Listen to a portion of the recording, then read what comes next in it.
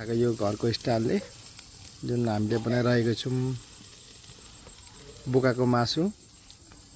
मेरो बुढीले चाहिँ सेकुवा बनाइरहेको छ यहाँनिर। दुईजना भएर हामी बनाउँदै पोल्दै सेकुवा बनाएर राखिरहेको छौँ एकदम कोइलामा, अर्ग्यानिक कोइलामा।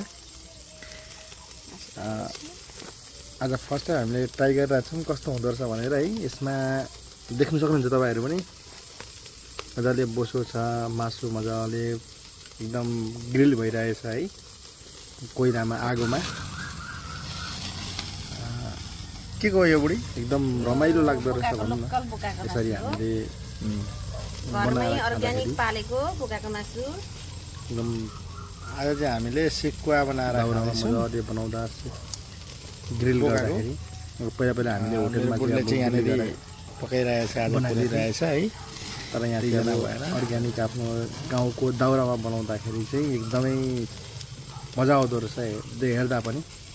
एकदम झरझर आगो बलिरहेको, त्यसमा माथि अब